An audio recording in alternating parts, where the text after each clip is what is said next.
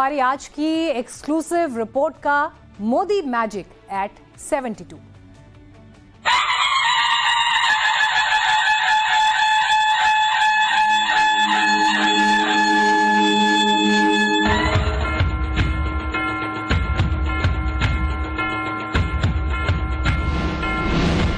मोदी के 5 प्रण, इंडिया का गोल्डन विजन।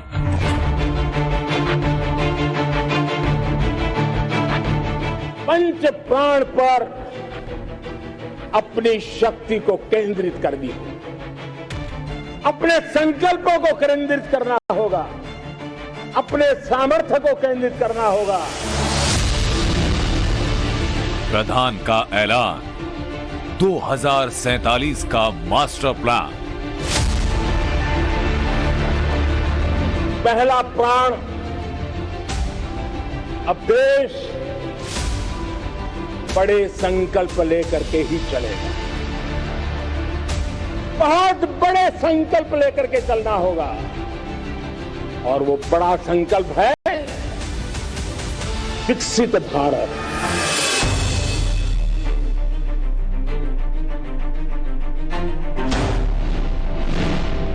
कर्तव्य पथ से अखंड शपथ, भारत बनेगा नव भारत।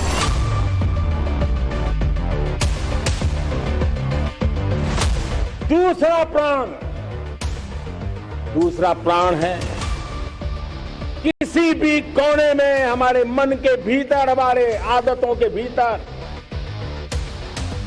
गुलामी का एक भी अंश अगर भी अभी भी है तो उसको किसी भी हालत में बचने नहीं देना।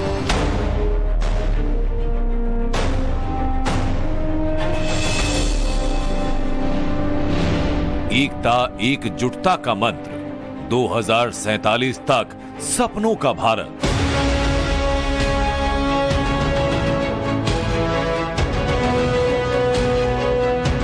तीसरी प्राण शक्ति, हमें हमारी विरासत पर गर्व होना चाहिए,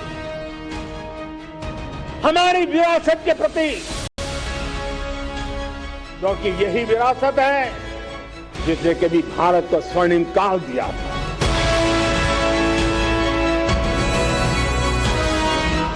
विश्व में भारत की जय हो। नव भारत पर द नरेंद्र मोदी शो।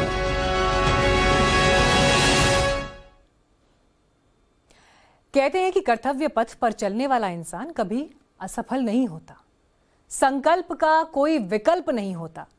ये बातें हम आज इसलिए कह रहे हैं क्योंकि आज से 5 दिन बाद यानी 17 सितंबर को देश के प्रधानमंत्री नरेंद्र मोदी का जन्मदिन है। वो 72 साल के होने जा रहे हैं। आज से टाइम्स नाउ नव भारत पर मोदी के संकल्प, कर्तव्य और लक्ष्य को लेकर स्पेशल सीरीज हम शुरू कर रहे हैं। रोज रात करीब 10:30 बजे हम पीएम मोदी से जुड़ी अद्भुत और अकल्पनीय कहानियां सुनाएंगे। आज शुरुआत मोदी के 5 प्रण से करते हैं, जिसके जरिए भारत विश्व गुरु बनने का सपना देख रहा है।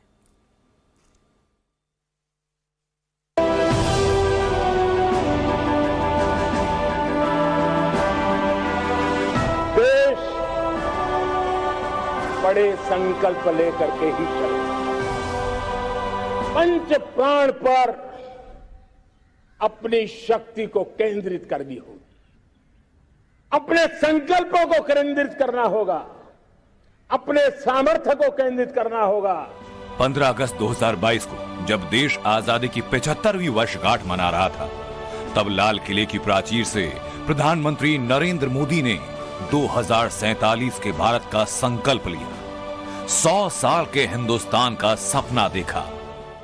2047 जब आजादी के 100 साल होंगे, आजादी के दीवानों के सारे सपने पूरे करने का जिम्मा उठा करके चलना होगा। सपना बड़ा है, लेकिन साकार करने का बीड़ा भी देश के प्रधान ने उठाया और इसके लिए देश के हर नागरिक से सहयोग मांगा है।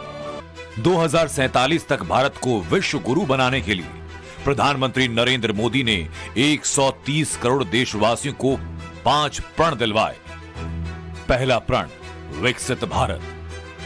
दूसरा प्रण, गुलामी से मुक्ति। तीसरा प्रण, विरासत पर गर्व। चौथा प्रण एकता और एकजुटता। पांचवा प्रण नागरिकों का कर्तव्य। अगले 25 सालों में हिंदुस्तान को बुलंदियों को छूना है, विश्व गुरु बनना है और पंच प्रण से यह संभव कैसे होगा, अब वो देखिए। पहला प्रण विकसित भारत। अब देश बड़े संकल्प लेकर के ही चलेगा,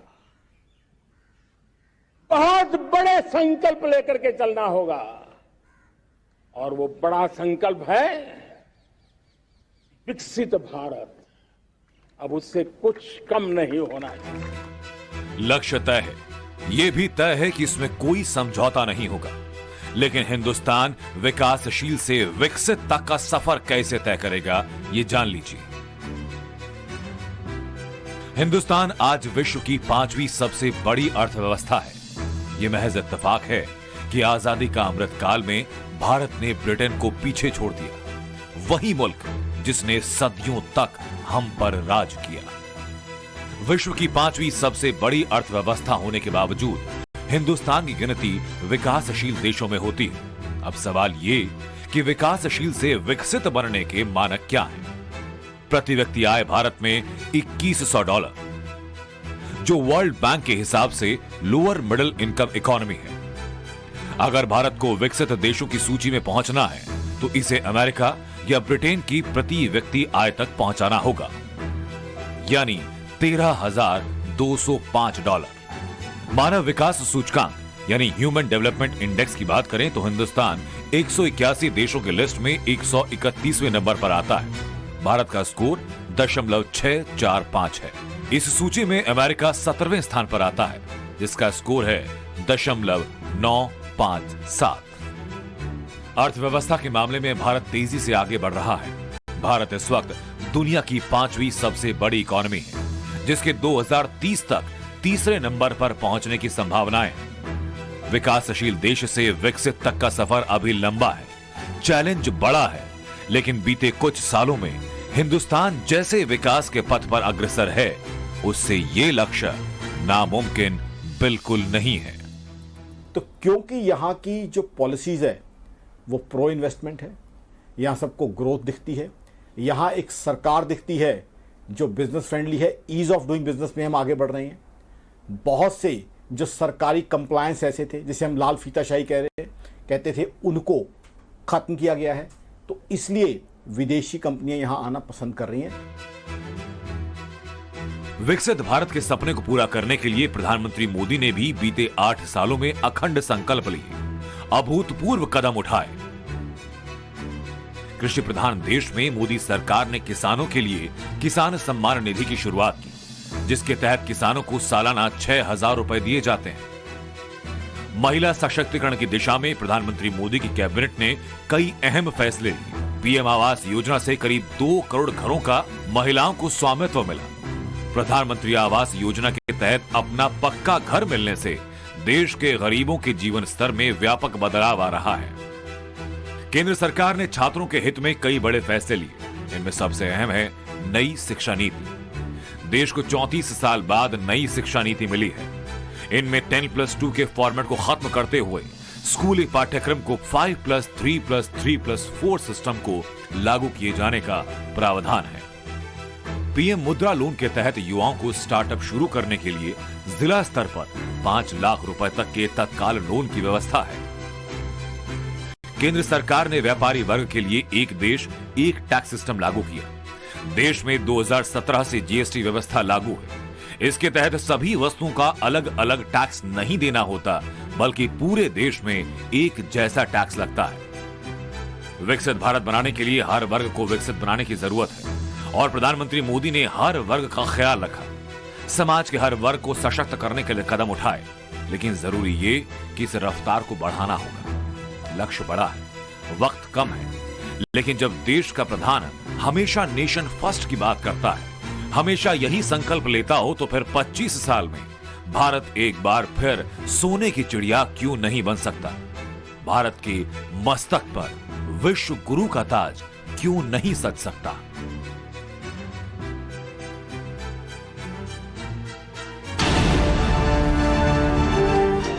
गुलामी का एक भी अंश अगर भी अभी भी है, हमें उससे मुक्ति पानी ही होगी।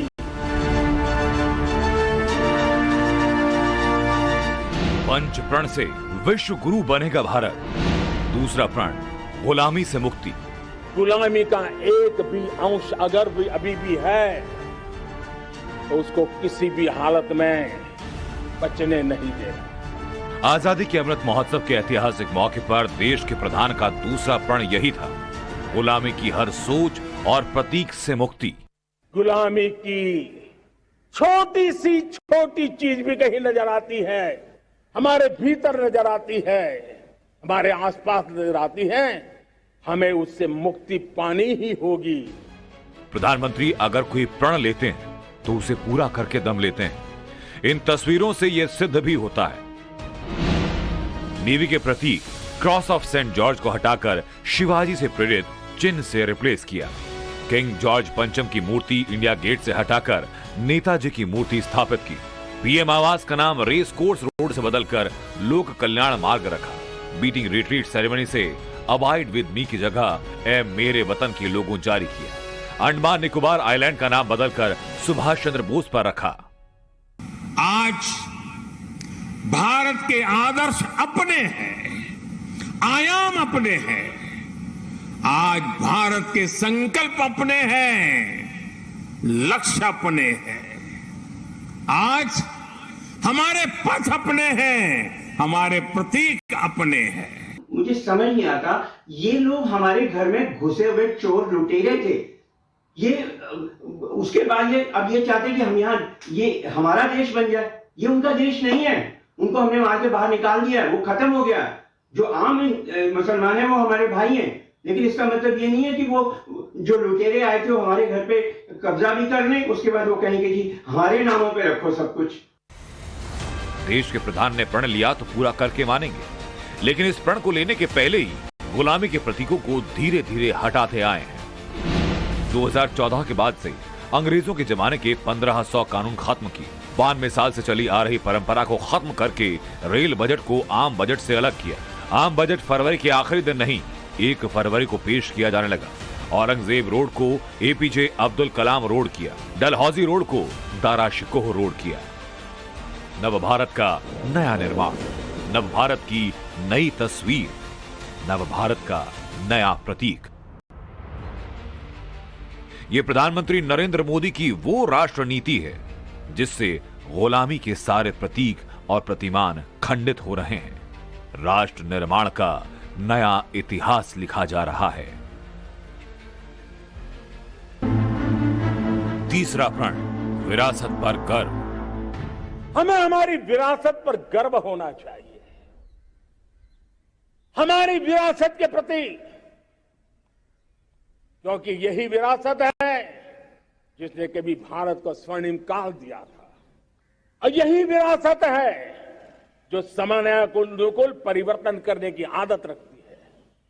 यही विरासत है जो काल बाह्य छोड़ती रही है, नित्य नूतन स्वीकारती रही है। और इसलिए इस विरासत के प्रति हमें गर्व होना चाहिए। ये हिंदुस्तान की संस्कृति है जो जीव में शिव और कंकर में शंकर देखती है। प्रधानमंत्री देश की संस्कृति से, देश की विरासत से भली भांति अवगत है, इसलिए उनका तीसरा प्रण विरासत पर गर्व है। देश के धरोहरों से प्रधानमंत्री का लगाव छिपा हुआ नहीं, तभी तो जब भी वक्त मिलता है बनारस में महाकाल के दर पर माथा टेकने पहुंचे जाते हैं। अयोध्या में राम मंदिर के भूमि पूजन में प्रधानमंत्री खुद पहुंचते हैं। गुजरात की पावागढ़ और सोमनाथ मंदिर में दर्शन के लिए पहुंचते हैं। चौथा प्रण, एकता और एकजुटता। एकता और एकजुटता। 130 करोड़ देशवासियों में एकता, न कोई अपना न कोई पराया।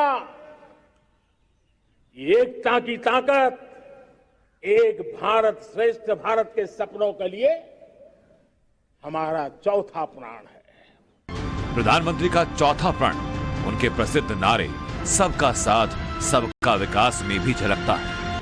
प्रधानमंत्री मोदी ने हमेशा एक भारत श्रेष्ठ भारत और इंडिया फर्स्ट की सोच रखी है।